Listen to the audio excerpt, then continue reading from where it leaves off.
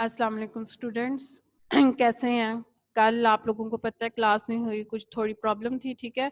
आज हमने new topic start करना है, न्यू चैप्टर स्टार्ट करना है, चैप्टर नंबर 10 फाइनल अकाउंट्स, ठीक है। और लेक्चर हमारा ये 3 है। अकाउंटिंग फर्स्ट ये कि हमारी क्लास हो रही है। फाइनल अकाउंट्स जो होता है ये आपकी बिजनेस साइकिल की जो है वो लास्ट स्टेज होती है, जिसमें सबसे पहले आपकी जो है वो बनाते हैं, आप ट्रांजैक्शंस करते हैं, फिर लेजर, ट्रायल बैलेंस, ठीक है, जर्नल जर्नल बनाते हैं, फिर लेजर बनाते हैं, उसके बाद ट्रायल बैलेंस बनाते हैं, उसके बाद फाइनल अकाउंट्स होते हैं। फाइनल अकाउंट्स में आपकी दो स्टेजेस होती हैं, एक होता है trading profit and loss account और एक होती है आपकी बैलेंस शीट, ठीक है। प्रॉफिट एंड लॉस में हम जो है वो प्रॉफिट और लॉस कंसीडर करते हैं कि हमने पूरा साल जो है वो एक अकाउंटिंग ईयर में कितना प्रॉफिट गेन किया है, या अगर हमें लॉस हुआ है तो वो कितना हुआ है। और उसके बाद फिर हमारा होता है बैलेंस शीट। तो बैलेंस शीट में हमने बताना होता है कि हमारी एसेट्स कितने हैं और हमारे लाइबिलिटीज कितने हैं। एसेट्स और लाइबिलिटीज आपको पता है, लाइबिलिटीज आपकी रिस्पॉन्सिबिलिटीज, आपकी जिम्मेदारियां और आपके डेट्स होते हैं, ठीक है। और आपकी जो एसेट्स हैं वो आपकी प्रॉपर्टी होती है, आपकी अससाजात होती हैं। क्लियर? ये हमने दो चीज इसमें पढ़नी है। अब हम स्टार्ट करते हैं इंट्रोडक्शन से, ठीक है। एक्सपेंसेस, एक्सपेंसेस क्या होते हैं? एक्सपेंसेस होते हैं आपके खर्चे। Expenses mean the expired cost incurred for earning revenue of certain accounting period. Expenses का मतलब होता है कि आपकी जो है वो जो है आपने एक अकाउंटिंग ईयर में कितना रेवेन्यू गेन किया है, उसके बदले में आपके कितने खर्चे हुए थे। They are the cost of goods and services used up in the process of obtaining revenue. ये आपकी वो कॉस्ट ऑफ गुड्स हैं और सर्विसेज हैं जो कि आपने रेवेन्यू गेन करने के लिए, रेवेन्यू ऑब्टेन करने के लिए, रेवेन्यू हासिल करने के लिए इस प्रोसेस से आप गुजरे हैं, ठीक है। इसकी एक्सपेंसेस जो होते हैं वो टू टाइप्स के होते हैं। First one is direct expense और another one is indirect expense. Direct expense, expenses connected with the purchase of goods. और डायरेक्ट एक्सपेंसेस वो एक्सपेंसेस जो कि डायरेक्टली आपकी परचेजेस के साथ जो है वो लिंक हो रही हैं, उनको डायरेक्ट एक्सपेंसेस कहा जाता है। जैसे कि आपका फ्रेट हो गया, carriage, wages, insurance of goods in transit. Goods in transit का मतलब होता है कि आपकी गुड्स जो है वो अभी रास्ते में है, मतलब आप तक पहुंची नहीं है, ठीक है। Indirect expenses, all expenses other than direct expenses are assumed as direct expenses.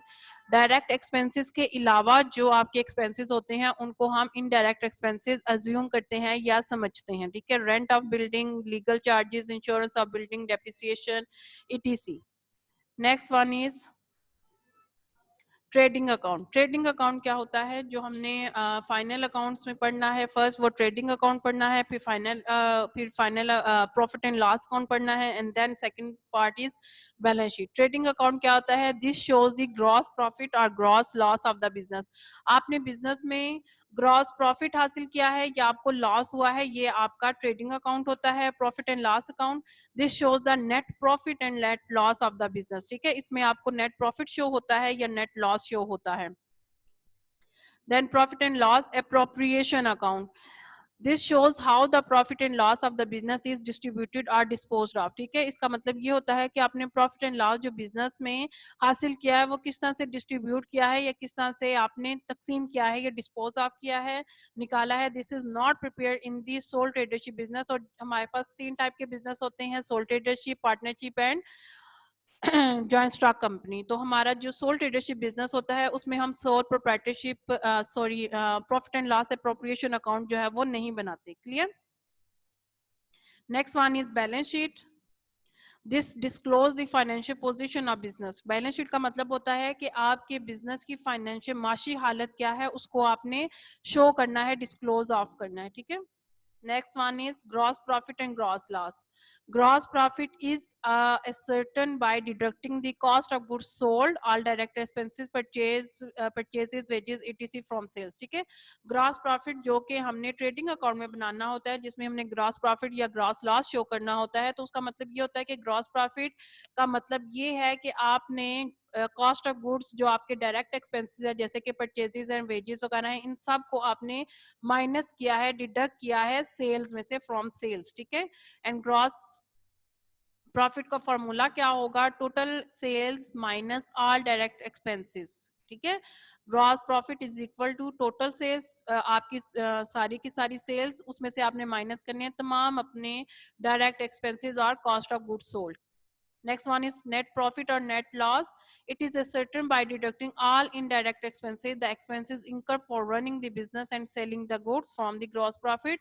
Net profit या net loss का मतलब होता है कि आपने सारे के सारे indirect expenses को माइनस करना है, इनडायरेक्ट एक्सपेंसेस को जो एक बिजनेस में आप शो कर रहे हैं उसमें से आपने उसको आपने माइनस करना है ग्रॉस प्रॉफिट में से, ठीक है। इसका फार्मूला क्या होगा, net profit is equal to gross profit minus all indirect expenses, ठीक है।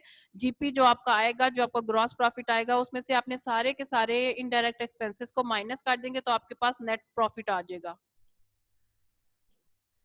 उसके बाद हमारा जो है वो परफॉर्मा है कि हम जो है ये बिजनेस करते हैं, trading profit and loss account बनाते हैं, तो हमने उसके लिए क्या फार्मूला अप्लाई करना है। सबसे पहले आपने नेम ऑफ द बिजनेस लिखना है, बिजनेस का आपका जो भी नेम है, Irfan business, exchange, Irfan business, उसके अलावा सलमान इंसान, कोई भी आपका बिजनेस का नेम हो सकता है। उसके बाद आपने लिखना है ट्रेडिंग अकाउंट, और फिर आपने लिखना है फॉर द ईयर एंडेड, आपका ईयर जहाँ पे भी एंड हो रहा है, 31 दिसंबर को हो रहा है 2015, 31 दिसंबर 2019 वट एवर, ठीक है। उसके अलावा 31 जुलाई को खत्म हो रहा है या 30 जून को खत्म हो रहा है, ये आपने बताना है। उसके बाद हमारी डिटेल आएंगी, rupees, detail and rupees.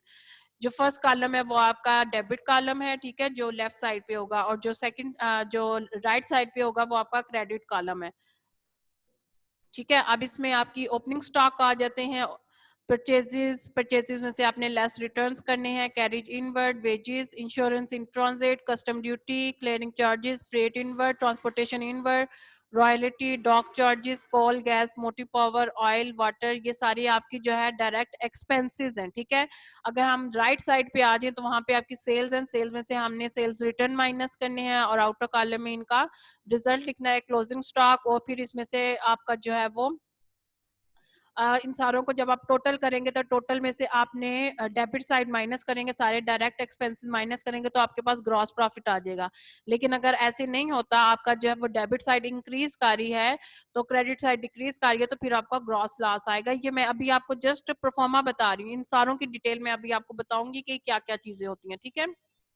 Next है कि इफ क्रेडिट साइड, अगर आपकी क्रेडिट साइड एक्सीड कर रही है डेबिट साइड से तो आपको ग्रॉस प्रॉफिट होगा, और अगर आपकी जो है वो डेबिट साइड एक्सीड कर रही है और क्रेडिट साइड डिक्रीज कर रही है तो फिर आपको ग्रॉस लॉस होगा। क्लियर। अब ओपनिंग स्टॉक क्या होता है, जो हमने अभी परफॉर्मा ट्रेडिंग में पढ़ा है, जो ट्रेडिंग अकाउंट में हम लिखेंगे वो क्या होता है ओपनिंग स्टॉक। डिटेल में हम इन सारों को पढ़ते हैं आप, ताकि आपको जो है वो क्लियर हो सके, आप इजीली जब क्वेश्चन करें तो आपको पता चल सके ये डायरेक्ट एक्सपेंसेस हैं या इनडायरेक्ट एक्सपेंसेस हैं। Okay, opening stock, it is unsold part of last years purchases. आपके ने लास्ट ईयर परचेजेस की थी, ठीक है, कुछ आपने परचेजेस की थी, उन परचेजेस में से जितनी आपकी सेलिंग हो सकती थी वो आपने काट दी। बाकी जो अनसोल्ड स्टॉक आपके पास पड़ा हुआ है, जो अभी तक आपका पिछले साल में सेल नहीं हुआ, वो ऑब्वियस बात है आपने नेक्स्ट ईयर में कंटिन्यू करना है, उसको जो है वो ओपनिंग स्टॉक कहा जाता है। पिछले साल का जो स्टॉक आप नेक्स्ट ईयर में फॉरवर्ड करते हो उसको हम ओपनिंग स्टॉक कहते हैं। नेक्स्ट आपकी आ जाती है purchases, it is the value of all goods purchase in the current accounting year, ठीक है। वो आपकी ये वो सारी आपकी परचेजेस हैं या गुड्स हैं जो आप परचेज करते हो करंट अकाउंटिंग ईयर में। इस साल आप जो भी परचेजेस करेंगे उनको परचेजेस कहा जाता है, गुड्स परचेज करेंगे, ठीक है। Carriage inward, it means the expenses incurred on bringing purchase goods from the place where they have been purchased, ठीक है। कैरेज इनवर्ड का मतलब है कि ये वो सारे expenses हैं जो कि आपने गुड्स परचेज करने के लिए एक जगह से उठा के दूसरी जगह पे लेके आए हैं, where they have been purchased, जहां से आपने इनको परचेज किया और आप उनको दूसरी जगह पे टू द शॉप और godown of the business, business के गोदाम में या उसकी शॉप पे लेके आए हैं, उसको हम कहते हैं कैरेज इनवर्ड। कैरेज मतलब कराया, ठीक है। Wages, this refers to the remuneration paid to the worker for the loading and unloading of the purchased goods। ये आपके वर्कर्स की remuneration होती है, तनख्वाह होती है जो आपने उनको पे करनी होती है, जिसके लिए उन्होंने आपकी गुड्स को जो आपने परचेज की हैं उनको लोड किया है या अनलोड किया है। और it is the remuneration paid to the worker who directly engage in productive activities, या ये हम ऐसी तनख्वाह होती है जो हम अपने वर्कर्स को देते हैं जो कि डायरेक्टली एंगेज होते हैं या डायरेक्टली कनेक्ट होते हैं हमारी प्रोडक्टिव एक्टिविटीज के साथ, प्रोडक्शन के साथ, ठीक है। Next one is insurance in transit.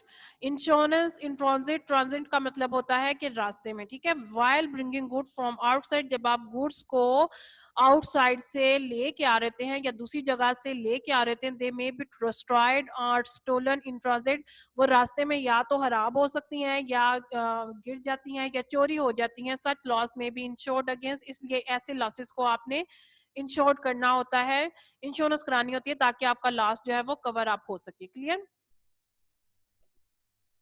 उसके बाद है custom duty, the duty impose by government, the duty impose by the duty impose by government on import and export of goods. अच्छा, आपने गुड्स जो हैं वो परचेज की हैं आउटसाइड कंट्री से, ठीक है। तो वो अब आप ऑब्वियस बात है अपनी कंट्री में लेके आ रहे हो, तो उसकी जो आपने ड्यूटीज देनी है, उसकी जो आपने पैसे देने हैं या टैक्सेस देते हैं, उसको कस्टम ड्यूटी कहा जाता है, जो कि आपके गवर्नमेंट आप पे इम्पोर्ट एंड एक्सपोर्ट गुड्स के वजह से जो है वो आपके ऊपर लगाती हैं। Clear. Clearing charges, in case of imports from abroad, goods are cleared from port, आपने गुड्स अब्रॉड से दूसरी कंट्री से इंपोर्ट की हैं और वो गुड्स जो आपकी इंपोर्ट हुई हैं वो आपने पोर्ट के थ्रू, बंदरगाह के थ्रू जो है वो आई हैं और वहां से आपने क्लियर कराई हैं। For this port port authorities charges something, ठीक है। इसके लिए जो पोर्ट अथॉरिटी होती है, जो आपकी बंदरगाह पे जो लोग होते हैं या जो अथॉरिटी होती है, ये जो गवर्नमेंट ने इम्पोज किए होते हैं, ये पर्सनस जो हायर किए होते हैं, उन्होंने आपके ऊपर कुछ चार्जेस, कुछ खर्चे डालने होते हैं, उनको हम क्लियरिंग चार्जेस कहते हैं। नेक्स्ट है freight inward, charges paid on bringing purchase goods from abroad through steamer, rail और एयर, ठीक है।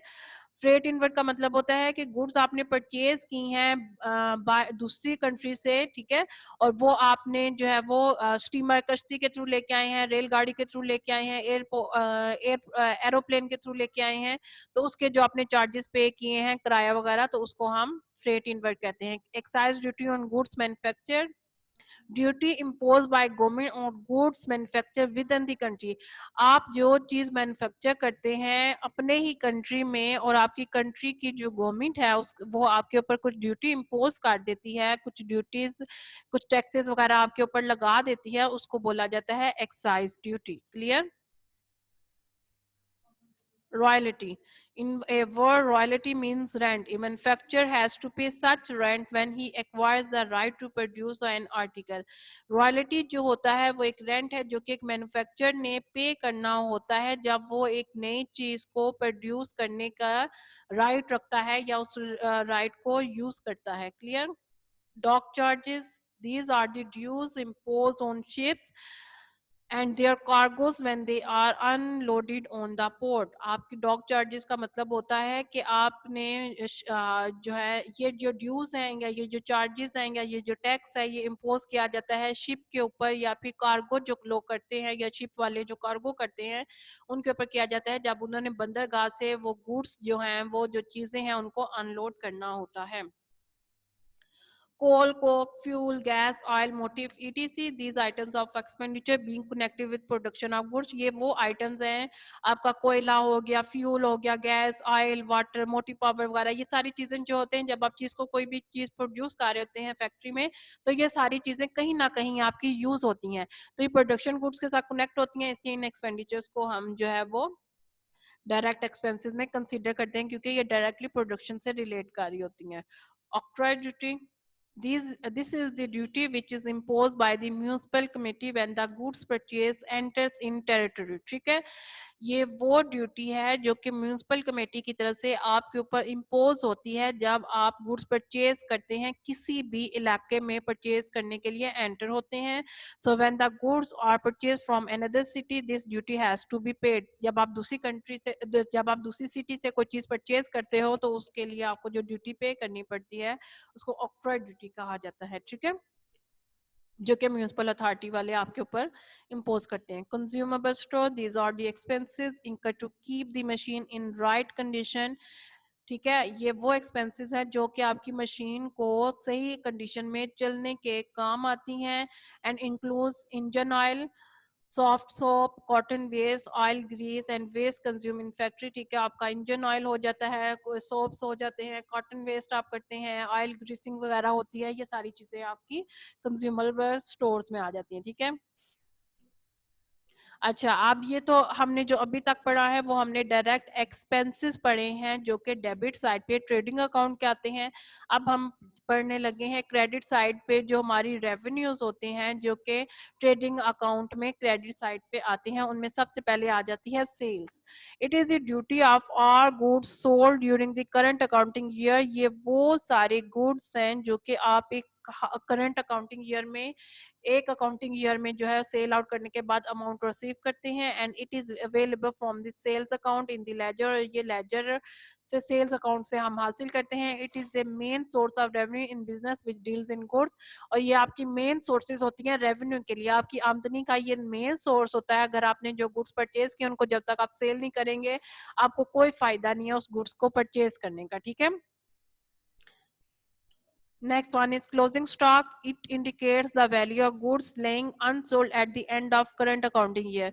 ये वो आपकी गुड्स हैं जो कि आपका करंट अकाउंटिंग ईयर एंड हो चुका हुआ है और आपके पास अभी तक जो आपने गुड्स परचेज की हुई थी वो अभी तक आपके पास पड़ी हुई हैं, उनको आपने अभी तक सोल्ड नहीं किया, वो सेल नहीं हो सकी, उनको हम अनसोल्ड स्टॉक कहते हैं और वो आपका क्लोजिंग स्टॉक होता है एक अकाउंटिंग ईयर के एंड में, ठीक है। अच्छा, नेक्स्ट अब हम जो है वो क्वेश्चन कर लेते हैं ताकि आपको इजीली समझ आ सके। क्वेश्चन नंबर 1 है, from the following balances prepare trading account for the year ending 31 December 2015। The value of stock on 31 December 2015 was 34,000, ठीक है। आपका नेम आना चाहिए, नेम है फर्स्ट पे आना है, लेकिन नेम हमारे पास कोई भी नहीं गिवन फर्म का, इसलिए हम नेम के आगे कुछ डॉट्स डाल देंगे। फिर trading account of for the year ending 31 December 2015। Detail rupees, detail आपकी जो लेफ्ट साइड पे है वो आपकी डेबिट रुपीज है और राइट साइड पे आपकी क्रेडिट रुपीज है, ठीक है। सबसे पहले ओपनिंग स्टॉक, ओपनिंग स्टॉक हमारे पास कुछ भी नहीं है, ठीक है। फिर आपकी परचेजेस है 61,250, ओपनिंग स्टॉक सॉरी हमारे पास 24,000 है, परचेजेस हमारे पास 61,250 है, इसमें से हमने लेस की 1,250 रुपीज और हमारे पास 60,000 जो है वो टोटल परचेजेस आ गई। वेजेस हमारे पास 6,000 है, ऑक्ट्राइड ड्यूटी हमारे पास 1,000 है, एक्साइज ड्यूटी हमारे पास 1,400 है, gas water fuel 1,500, carriage inward हमारे पास 1,250, कस्टम ड्यूटी हमारे पास 1,400 और क्लियरिंग चार्जेस हमारे पास 1,600, ठीक है। कस्टम ड्यूटी हमारे पास 1,400, सेल्स हमारे पास 1 लाख है, उसमें से हमने लेस की 1,500 और हमारे पास टोटल जो सेल्स आती हैं वो है 19,500 और क्लोजिंग स्टॉक है हमारे पास 34,000। टोटल हम जो है वो क्रेडिट साइड करेंगे तो 1,32,500 बनता है और यही बैलेंस हमारा जो है वो डेबिट साइड पे आ जाएगा। 1,32,500 में से हम सारे डेबिट बैलेंसेस या डेबिट साइड जो है वो लेस कर देंगे। 24,000, 60,000, 6,000, 1,000, 1,500, 1,400, 1,250, 1,400, 1,600, तो हमारे पास जो जीपी आ जाएगा या ग्रॉस प्रॉफिट आ जाएगा वो आएगा 34,350, ठीक है।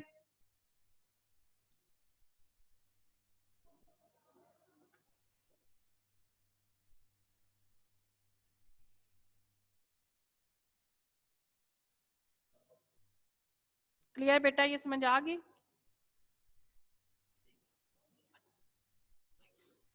अच्छा, अब हमने जो है आए क्वेश्चन मैंने आपको इसलिए करवाया है ताकि आपको पता चल सके कि ये इतना कोई मुश्किल नहीं है, बहुत मजे के इजी क्वेश्चन है, आप इजीली जो है वो कर सकते हैं, ठीक है। तो अब जो है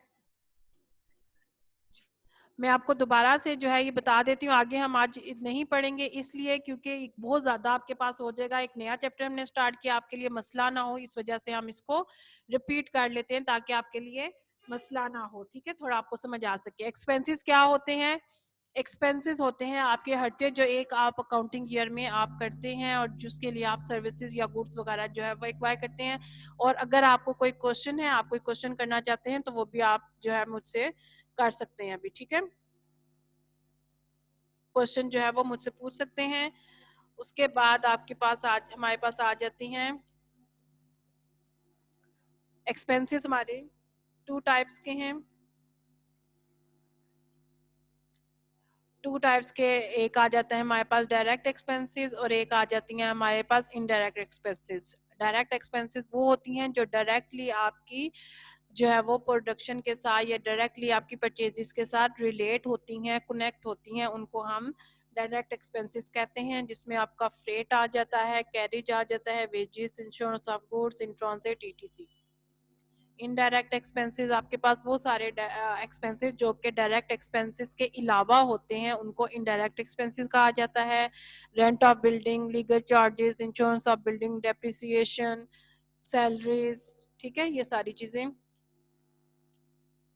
उसके बाद ट्रेडिंग अकाउंट। ट्रेडिंग अकाउंट में हम ग्रॉस प्रॉफिट और ग्रॉस लॉस शो करते हैं। ट्रेडिंग अकाउंट में हमने अभी एक क्वेश्चन किया है जिसमें हमारे क्रेडिट साइड पे जो है वो सारे के सारे रेवेन्यू आइटम्स होते हैं और जो हमारी डेबिट साइड होती है वहाँ पे सारे हमारे डायरेक्ट एक्सपेंसेस होते हैं।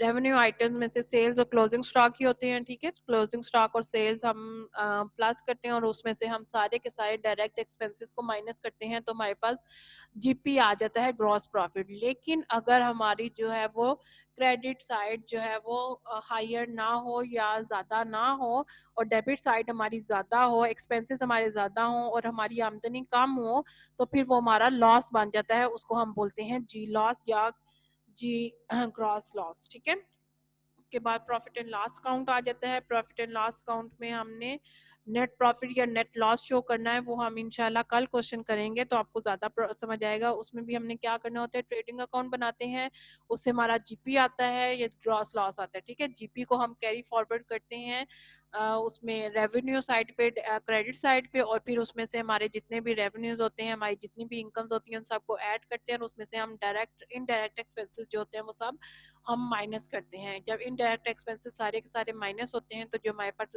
रिजल्ट आता है उसको हम नेट प्रॉफिट कहते हैं। लेकिन अगर जो है वो अपोजिट केस हो जाए, उसमें क्या हो कि हमारे इनडायरेक्ट एक्सपेंसेस ज़्यादा हों और हमारी जो रेवेन्यू है या जो हमारी इनकम्स हैं वो कम हो, तो फिर हमारी जो होती है वो नेट लॉस आ जाता है। क्लियर। नेक्स्ट है profit and loss appropriation account. Profit and loss appropriation account में हम ये देखते हैं कि हमारा प्रॉफिट एंड लॉस जो बिजनेस में हुआ है हम उसको किस तरह से डिस्ट्रीब्यूट करेंगे, हमने अपने प्रॉफिट को और लॉस को किस तरह से डिवाइड करना है, ठीक है। और ये सोल लीडरशिप में हम प्रिपेयर नहीं करते हैं। बैलेंस शीट में हमने बिजनेस की फाइनेंशियल पोजीशन को डिस्क्लोज करना होता है कि हमारे एसेट इंक्रीज कर रहे हैं या हमारी लाइबिलिटी इंक्रीज कर रही हैं या दोनों जो है वो इक्वल है। नॉर्मली बैलेंस शीट का मतलब होता है कि दोनों साइड्स हमारी इक्वल होनी चाहिए, जो कि होनी ही चाहिए। अगर आपकी बैलेंस शीट में दोनों साइड, एसेट साइड और लाइबिलिटी साइड इक्वल नहीं आती हैं तो आपका क्वेश्चन जो है वो गलत हो जाता है, ठीक है। नेक्स्ट है gross profit and gross loss.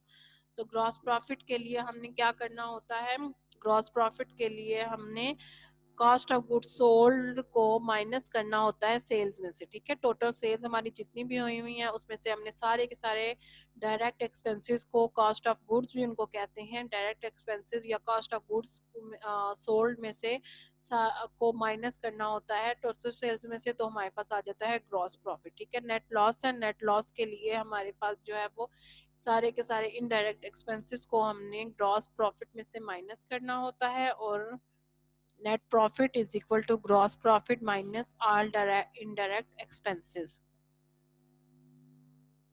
Next हमारे पास परफॉर्मा है। परफॉर्मा में सबसे पहले हमने नेम लिखना है, जो भी हमारी फॉर्म का बिजनेस का नेम है वो लिखना है। उसके बाद हमने ट्रेडिंग अकाउंट लिखना है क्योंकि हम ट्रेडिंग अकाउंट बना रहे हैं।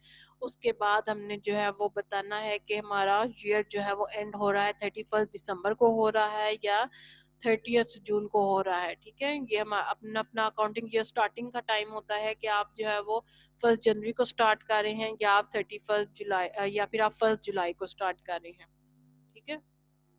तो फिर आपकी डेबिट साइड पे डिटेल आ गई, रुपीज आ गया, क्रेडिट साइड पे डिटेल्स आ गई और रुपीज आ गया। उसके बाद की सारी आपके पास स्क्रीन पे डिटेल लिखी हुई है। डेबिट साइड पे सब के सब आपके जो हैं वो डायरेक्ट एक्सपेंसेस हैं और क्रेडिट साइड पे आपकी सारी की सारी डायरेक्ट इनकम्स हैं। ठीक है, डायरेक्ट एक्सपेंसेस में आपके पास ओपनिंग स्टॉक आ जाता है, रुपीस कॉलम में आपने उसकी जो है वो अमाउंट लिखनी है, परचेजेस है, अगर तो परचेजेस सिंपल लिखी हुई हैं तो आप आउटर कॉलम में उसकी जो है रुपीस कॉलम में अमाउंट लिख देंगे, लेकिन अगर परचेजेस के साथ लेस रिटर्न्स लिखा हुआ है तो फिर आपने परचेजेस इनर कॉलम में लिखने हैं और फिर उसमें से माइनस करने हैं लेस रिटर्न्स, और फिर जो आपका आंसर आएगा उसको आपने आउटर कॉलम में लिखना है। कैरिज इनवर्ड आ जाता है, वेजेस आ जाती हैं, इंश्योरेंस इन ट्रांजिट आ जाता है, कस्टम ड्यूटी आ जाती है, क्लियरिंग चार्जेस आ जाते हैं, freight inward, transportation inward, royalty, dock charges, coal, gas, motive power, oil, water. ठीक है, ये सारा कुछ आ जाएगा।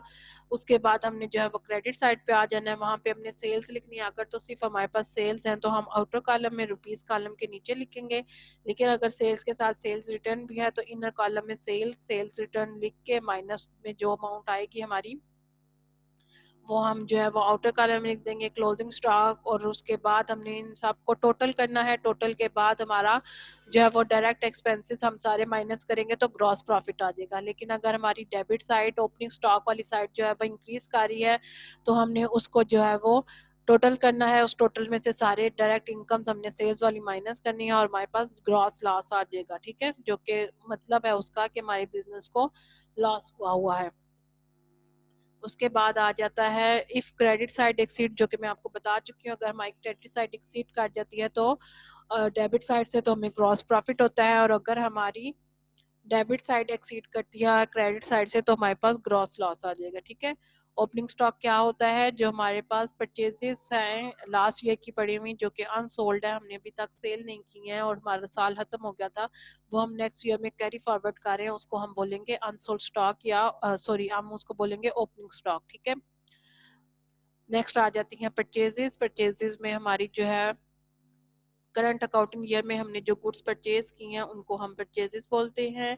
कैरेज इनवर्ड, जो एक्सपेंसेस हमने गुड्स को एक जगह से ला के परचेजेस वाली जगह से ला के हमने उनको शॉप पे या गोदाम में बिजनेस के रखा है उसको कैरेज इनवर्ड कहते हैं।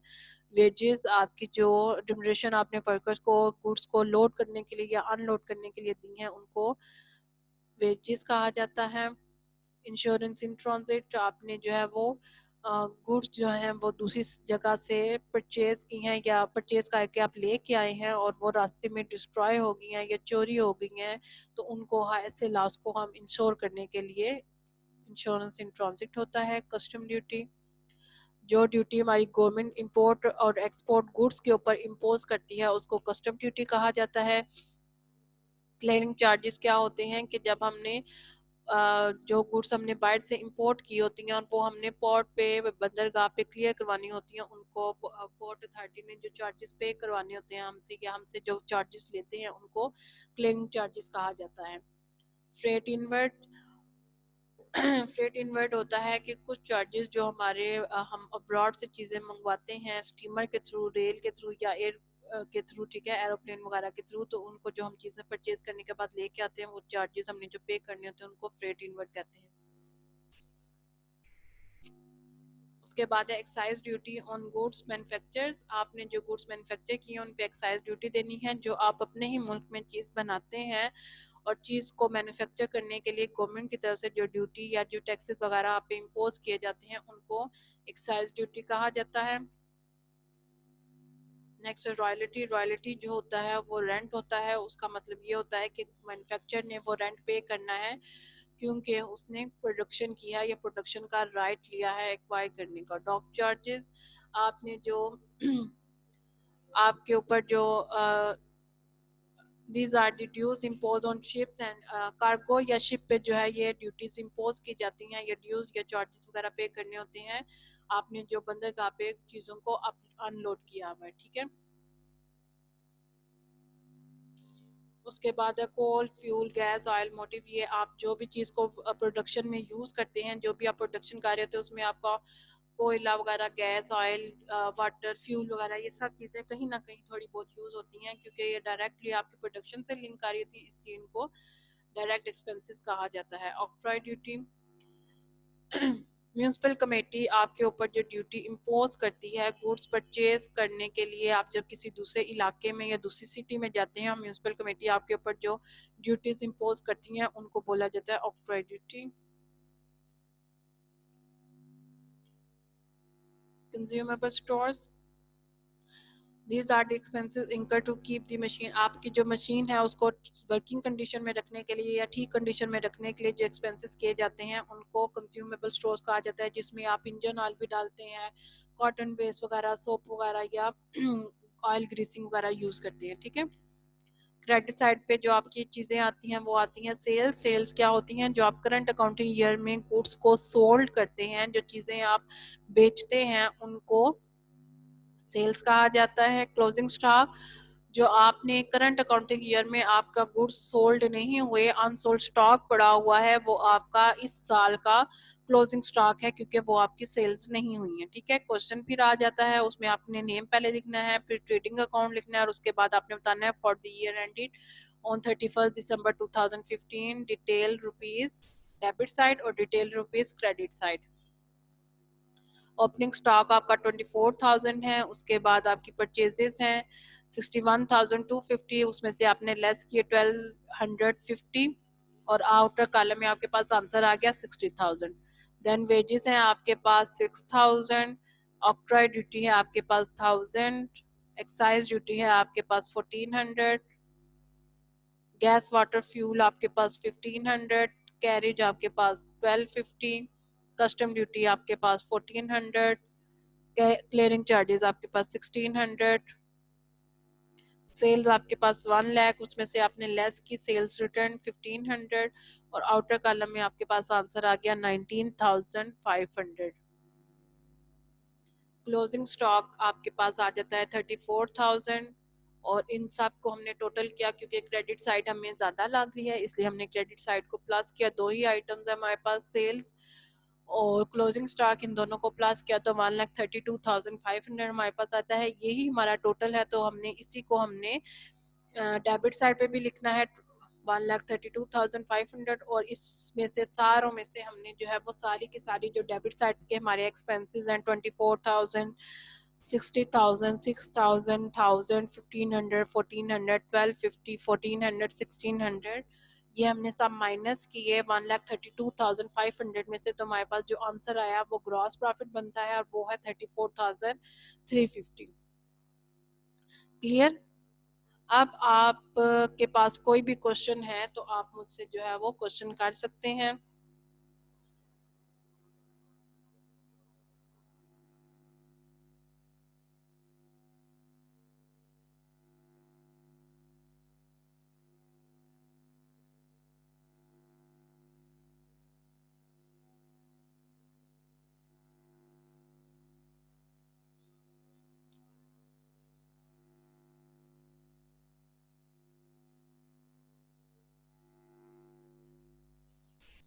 कोई क्वेश्चन है बेटा तो पूछ सकते हैं आप।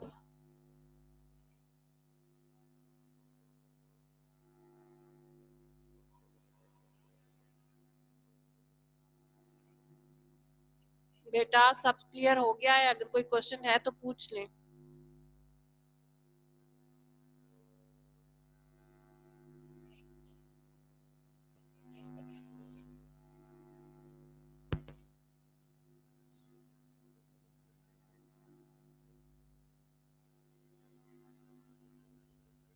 Any question?